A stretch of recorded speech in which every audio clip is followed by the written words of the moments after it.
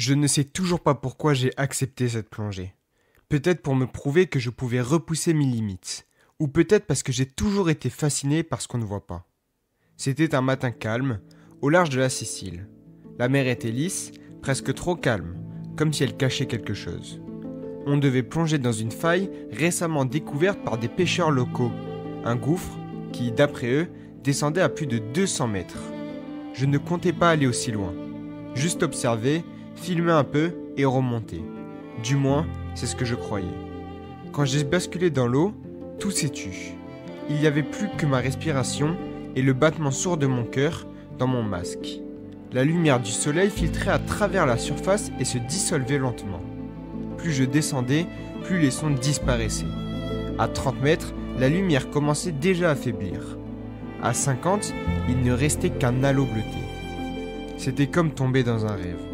Je sentais la pression dans mes oreilles, le froid qui s'insinuait dans ma combinaison, mais je continuais à descendre, hypnotisé par le gouffre qui s'ouvrait sous moi.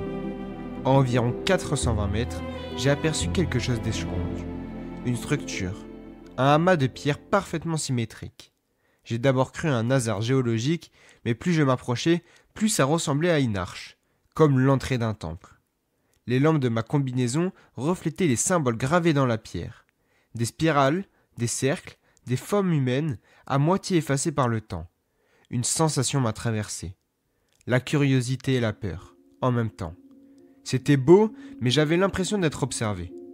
J'approchais la main pour effleurer la pierre, elle était glaciale, lisse, presque métallique. Et soudain, un bruit, un grondement sourd. Au début, je pensais que c'était mon imagination. Mais non, le sol vibrait.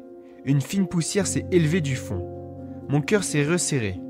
J'ai levé les yeux et j'ai vu que la faille s'élargissait autour de moi, comme si la montagne sous-marine se déchirait lentement. Mon instinct m'a hurlé de remonter, mais mon esprit voulait comprendre. C'était un combat intérieur. Puis, un cri m'a fait sursauter. La radio grésillait. C'était mon partenaire, Marco, qui me criait de remonter tout de suite. J'ai commencé à battre des jambes, lentement d'abord, puis plus vite. La faille continuait à s'ouvrir. L'eau se remplaçait de sédiments, rendant tout opaque. Je ne voyais plus rien. Mon cœur cognait si fort que j'avais l'impression qu'il allait éclater. Je sentais le courant m'attirer vers le bas. J'ai tenté le tout pour lutter, mais la pression semblait m'écraser. À ce moment-là, une chose improbable s'est produite. J'ai vu une lumière, une forme, quelque chose bouger au fond. Immense, lent, comme une ombre vivante. J'ai senti une peur amiable me traverser, c'était instinctif. J'ai tourné le dos et j'ai nagé comme jamais je ne l'avais fait. Ma respiration était désordonnée. Le détendeur sifflait à chaque inspiration. Le mammomètre chuchotait. Le silence s'est brisé par un grondement encore plus fort. Puis, tout s'est figé. Le courant a cessé, le sédiment s'est reposé. Et j'ai vu devant moi la lumière du jour. Lointaine, floue, mais bien là. J'ai poussé sur mes jambes jusqu'à sentir la pression diminuer. 50 mètres, 40, 30.